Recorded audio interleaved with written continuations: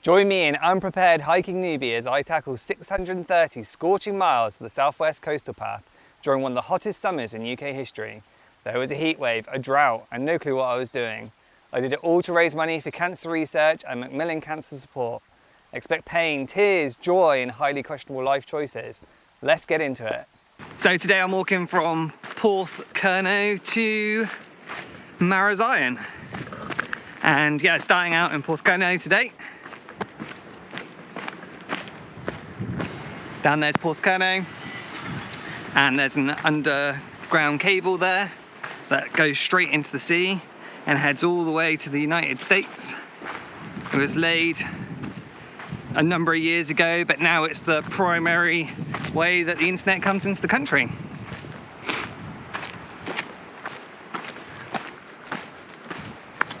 I've only ever been to Porthcurno once before, and that was to shoot sort of a mini documentary, I guess, for BBC Spotlight. And we were talking about astrophotography and looking up at the stars during COVID to get out of the house. I met the chap from the BBC who was filming me at about 11 o'clock at night in a car park. And we never met before, we just talked via email and stuff, so probably wasn't the safest thing to do. It was a little bit weird, but we hiked up here in the middle of the night and we took some shots over at Logan Rock.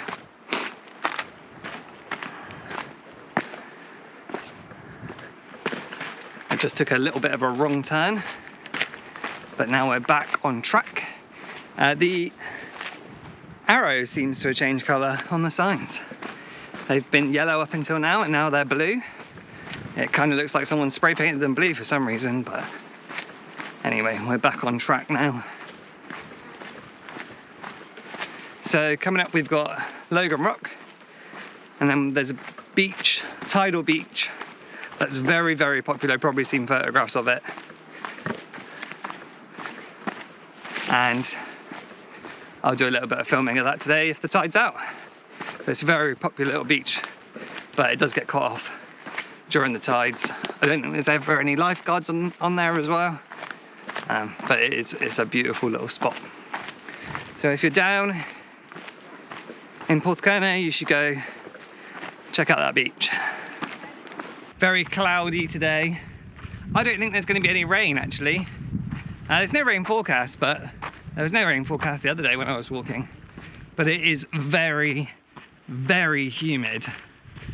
And I'm not usually one to complain about the heat and humidity. You might be thinking I'm crazy in these videos because that's all I've ever moaned about. But generally, I don't usually complain about those things. But right now it is, yeah, super humid. Quite okay walking weather, but I'm sure I'm going to be working up a bit of a sweat later on. Okay, so we need to go this way. Great. And I'll show you Logan Rock in a minute. Don't know if you can see those people behind me just on that rock. I think they're heading down to this beach at the bottom, this tidal beach at the bottom, to be the first ones there today, and they won't be the only people there because it is a spectacular beach.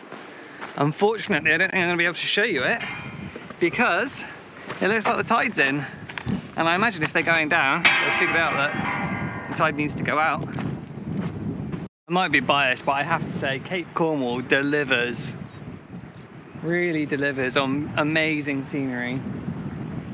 Oh, beauty. I was just talking to a chap up the hill who's just been snorkeling in this spot here.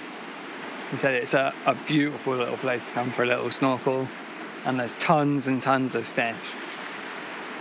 I'm definitely going to have to come back here. I've never been snorkeling in Cornwall. It seems like a sin. I've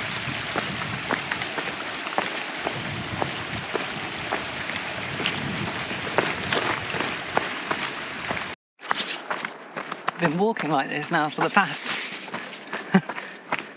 15 minutes.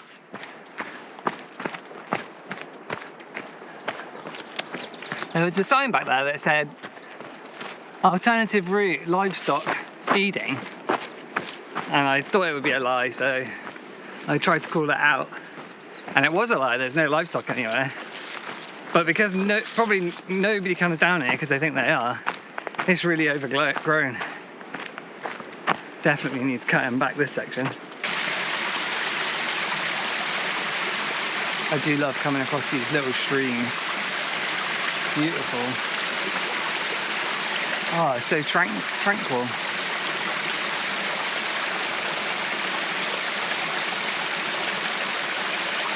Oh.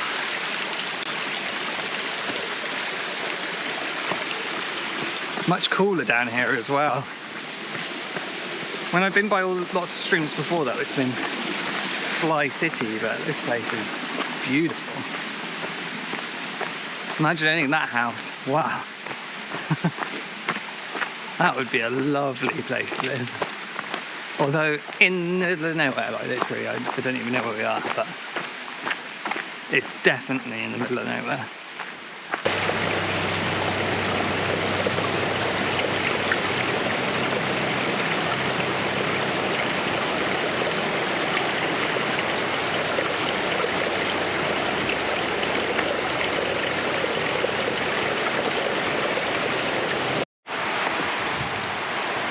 I missed the sign that said that I had to go along the beach from this part. Ended up going through some trees.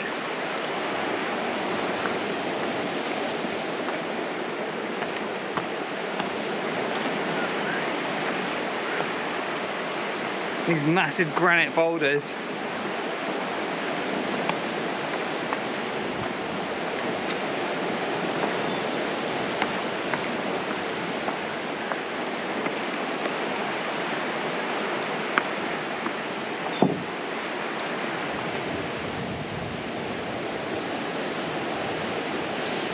That's got to be from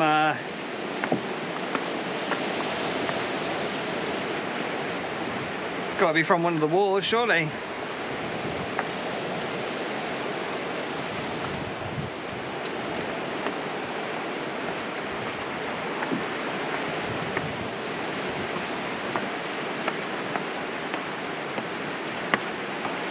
Honestly, this trail sometimes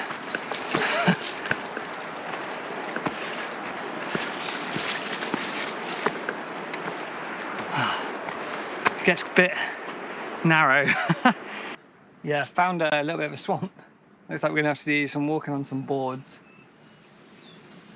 This would be fun. Now, the sensible person would probably put the camera away and use the stick as support. Oh, my shoelace is undone. Yeah, I'm gonna put you away.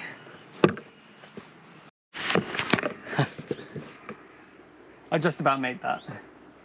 That was interesting, to say the least.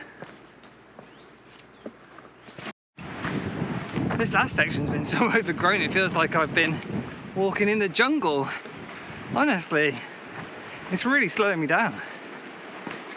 I should have brought a machete with me, it would have been easier to get through.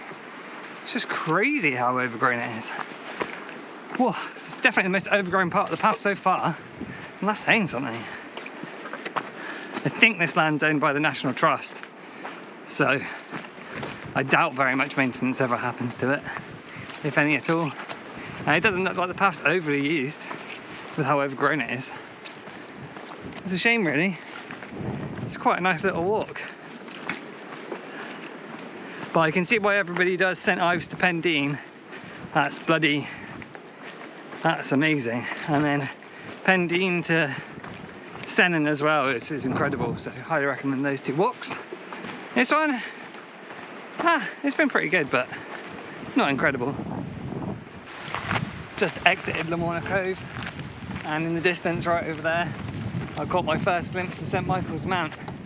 And I'm probably going to be staring at St Michael's Mount for the rest of the day, because that is my end point for the day.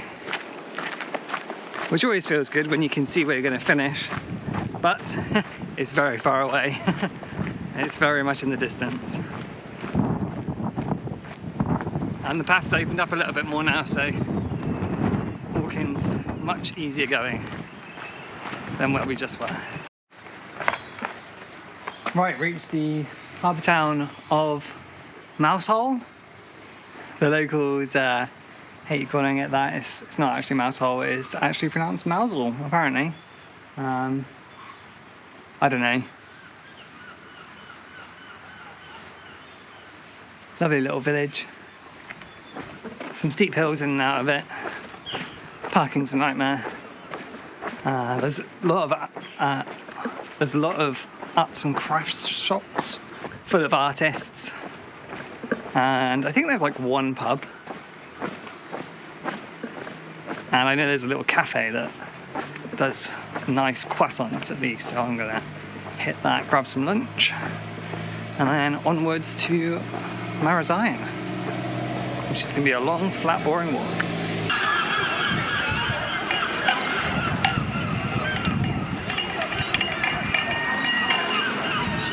If you've made it this far, hit like, subscribe and ring that bell. You won't want to miss what's coming up. The terrain gets tougher, the sun gets hotter, and let's just say things don't exactly go to plan. Fundraising links for cancer research and Macmillan Cancer Support are below. Your support means everything. Tune in next time to see how I handle one of the wildest stretches yet.